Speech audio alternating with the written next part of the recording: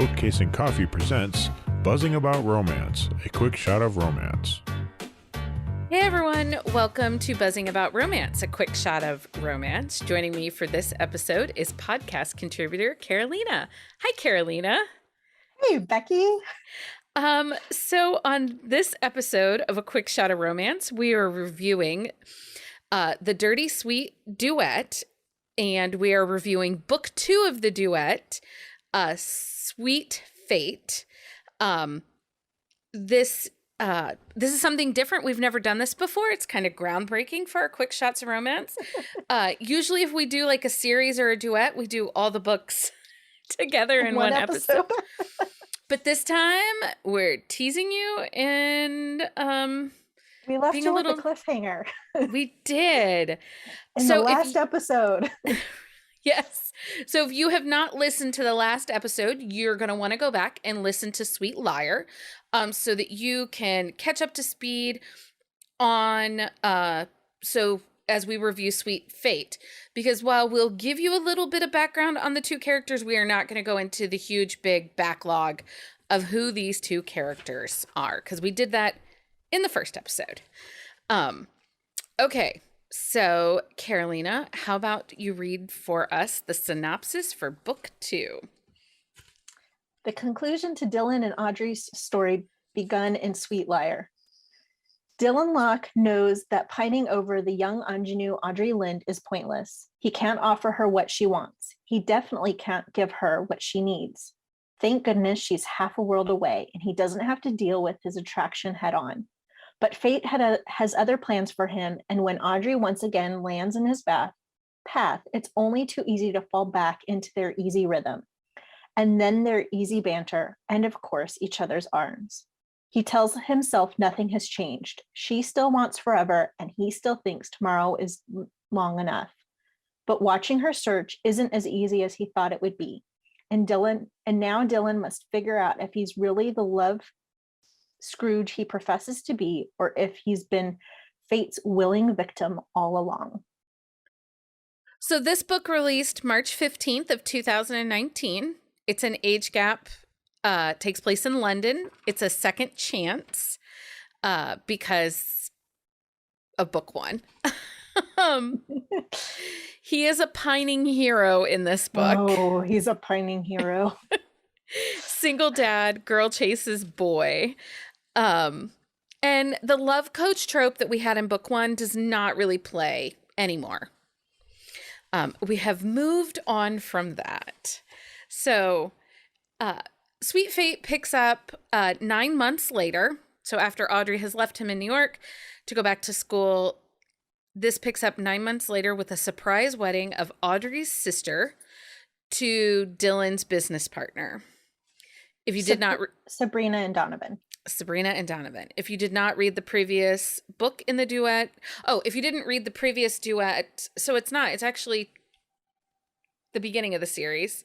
You might not miss the strong connection relationship between Dylan and Donovan. But it does play into some things that happen to Audrey as the book goes forward. So... I don't want to spoil that, but it plays into it. Let's just say that Donovan's character he's always been 5 steps ahead of everybody, and he's a little bit of a chess master. Yeah. Yes, because the final partner got his book just this year, or at the end of 2021, and he was still manipulating things around then. It's almost his love language. That's Donovan's love language. Manipulation.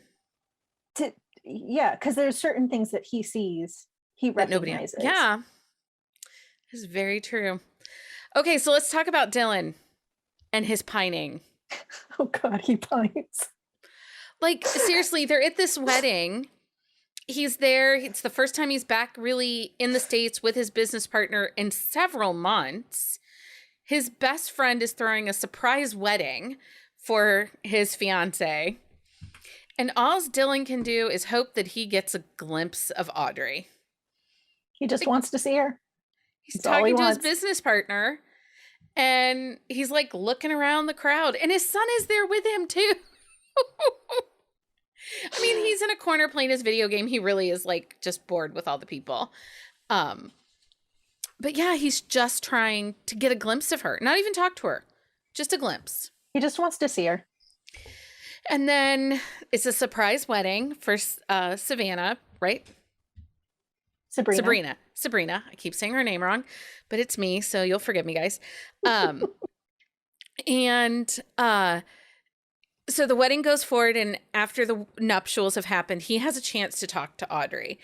And their connection is like immediately sparks again. Like it's like no time was lost. But he's dumb. He's so dumb. He's stuck in his like I am not. Well, he still has his walls up, but at this point it was clear, and part of the reason they broke up in the first book was because she wants she wants to meet her man, and she wants marriage, and she says she wants kids.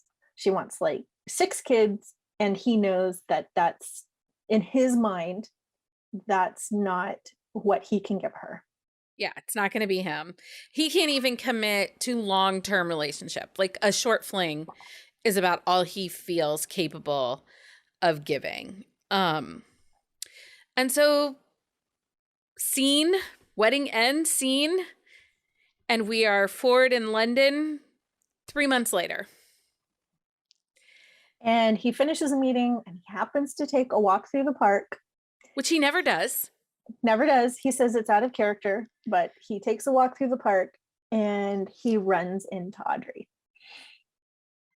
And it's like the first few days. It's within the first week of her coming to London for an internship at the National Gallery. Yeah. When they leave things at the wedding, she tells him that she's looking at a job potentially in Boston, maybe in New York. She's going to move in with a boyfriend who's going to go with her, who's there at the wedding with her. But he's not really a boyfriend. He's just a guy friend. And so Dylan is mopey, and he's still thinking about, he is pining. And again, I listened to a lot of this in audiobook, and Shane East, he pines really well. He's my favorite. I know. It's the whole reason why I listened to most of this book. I should also say, and we didn't discuss this in the first episode, but the first book goes back and forth. It's dual point of view. This second book, there may be one or two. The epilogue. No. The epilogue. Oh, that's right. The epilogue is the only chapter from Audrey's perspective. Everything else is from Dylan's perspective. Yeah. So it's like 8 hours of Shane East whispering sweet nothings in your ear. That's the other thing I forgot about this book. The dirty talk. Ooh, yes. The dirty talk in this book is some of the finest quality dirty talk. I was listening and like doing my work on my computer, and there'd be this section of dirty talk, and I'd be like when they paint the bedroom. Yes. Oh, yeah. No, the other one. The window, the peeping window, buddy booth. The buddy booth. We'll get to that in a minute. Okay, we'll get to that. There was really something very interesting in this book, and I very, very much was surprised and enjoyed, and I shouldn't have been. I love Laurelin Paige. I think she writes some of the greatest dirty talking billionaire romances that are out there. But in this book, there is a gender conversation. And this book was written in early 2019. And it was really nice to see this gender conversation and pronouns and such. And seeing that this author was forward thinking. It has to do with one of her roommates or friends or coworkers kind of situation. And, it's done so respectfully and so well that I was kind of like, wow, this is 2019? Because published in 2019, she probably wrote it in 2018. So yeah, it was very much forward about thinking. A friend who Um, I think lives in the building with her. yes, because Dylan was getting jealous, but she's like, no, he's, and I'm, what she was trying to explain, what term was it? Oh, that he was bisexual? Not only bisexual, it wasn't just bisexual. It went to another level of, Well, they talked about his pronouns being they, them. they, them, but he was also, Lord, not just he loves women or men, he loves anybody. Right. So I believe that's pansexual.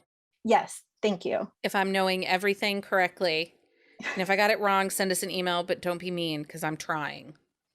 Yes. So she kind of coaches him through what all of those terms are, because it's lost on him, and then he kind of he's taken a step back through the whole process, but then he's also, okay, like, what about you? And so it's just an interesting conversation about, like, a more relevant, like, now time conversation about what are you interested in, who are you, and how do you identify. Yeah, I just felt like for 2019 it was very forward thinking, and it was so well done.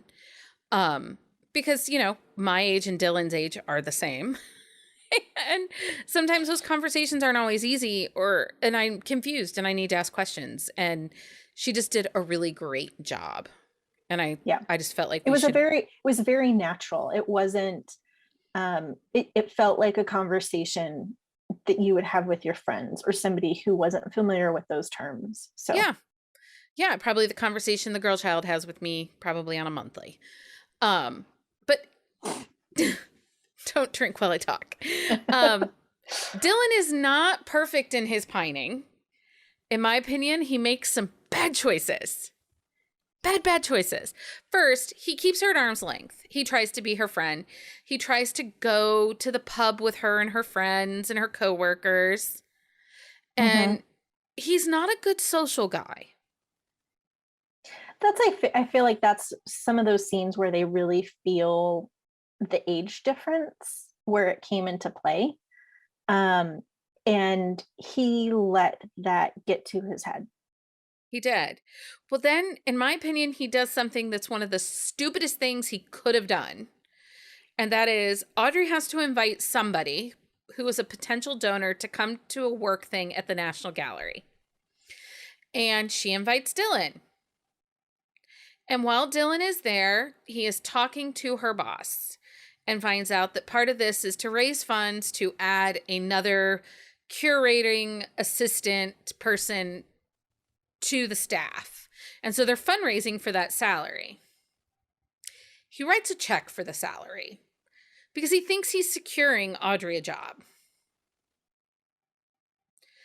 And if, you know, Audrey is fierce and determined to do things on her own. She's not trying to be taken care of. She's not trying to manipulate him because he has money. Well, and she says it, like, before the event, when she asked him to come, don't bring your checkbook. I said that I was going to bring somebody this morning and nobody believed that I would. So I just need to show you, and I need my boss to see you. That's all I need. She never asked for money. She never asked for everything. And then he gets in his head. He donates the money, and then he sees her talking to a coworker and they're laughing, and he gets all up in his head. Yeah, he was so dumb. And one of the things that's really themed and important in this book is, can you be friends with someone you've slept with and still desire? Can you keep those boundaries, those lines? And Dylan seems to think he can remain friends without being a jealous jackass. Well, because there's a point in the book too that they, and it's later kind of in the story, but they can't help their attraction anymore.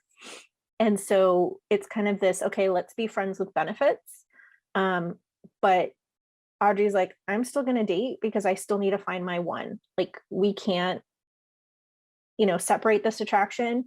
But if I decide that I want to start a physical relationship with somebody else, I'll let you know and stop.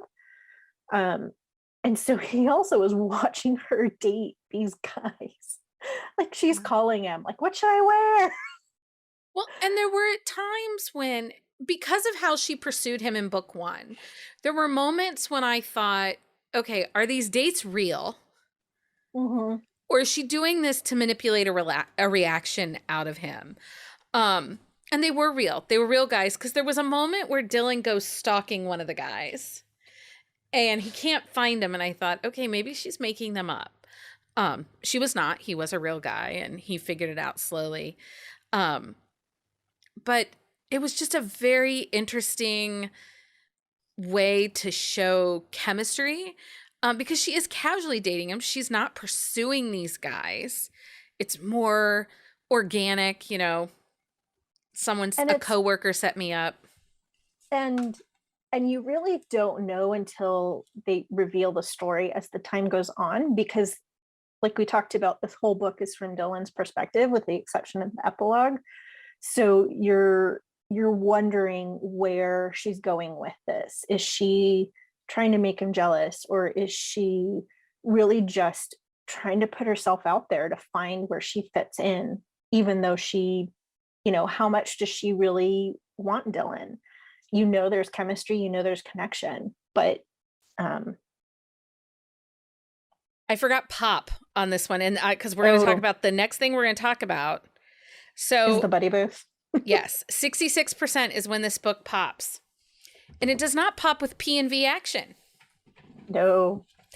It pops with the buddy booth. So they've kind of fallen into this relationship where they Skype with each other. They're in their own apartments, and they watch TV together. Or Dylan works while she watches TV, but they're in their own spaces.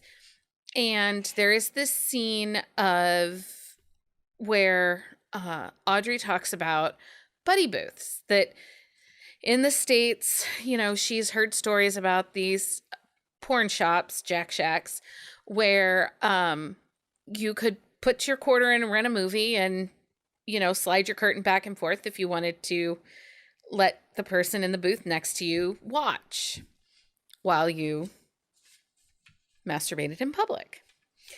And so, which that whole concept just feels germy and icky to me, but it's okay. You do you. So she convinces Dylan to do this buddy booth where they're both going to be on Skype, but they're going to move forward in touching themselves. And it's freaking hot.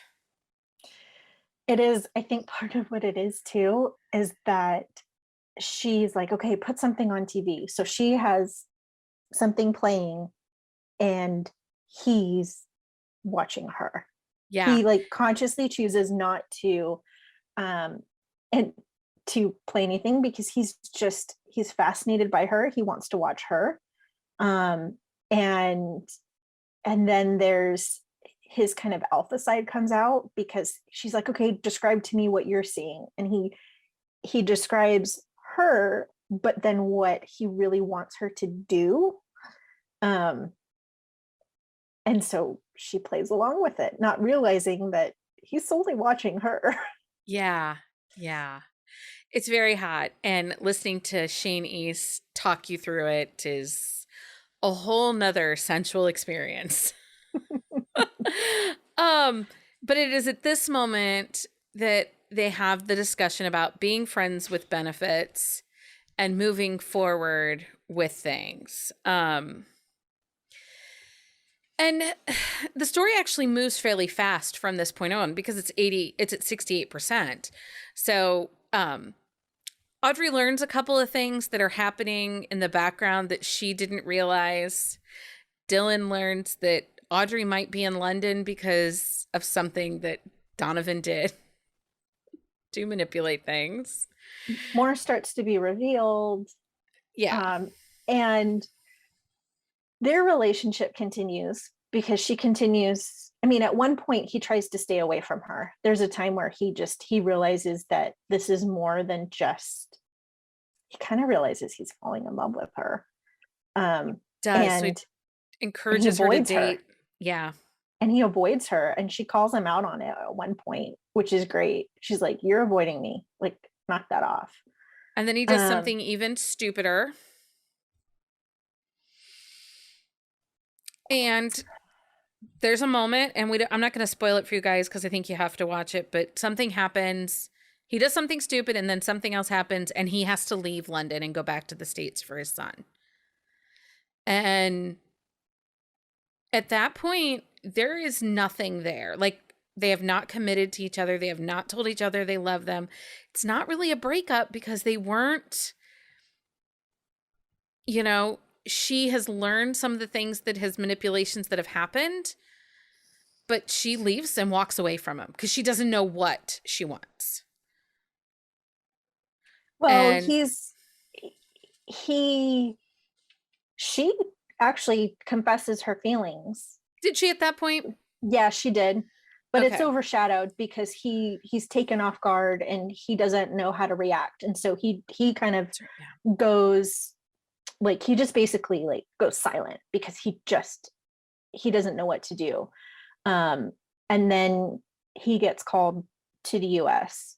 And then there's a lot more that's revealed in regards to, which I'm going to be very general because I don't want to reveal anything else.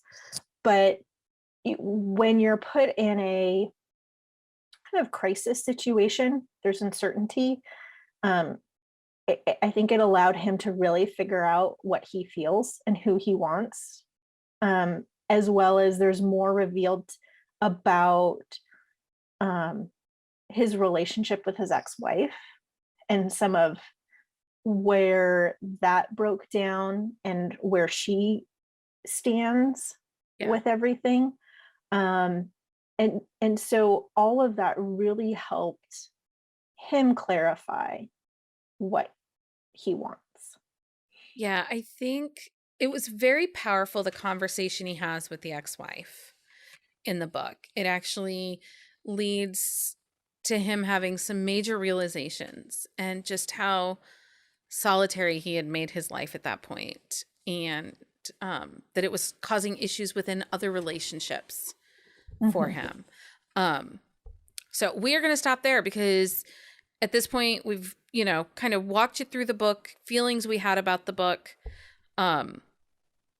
So overall, we are now going to answer our 3 questions about the duet. And so these 3 questions, instead of just on this particular book, it's actually, we're covering both books together. I want to just make one more statement before we go into our 3 questions, because there's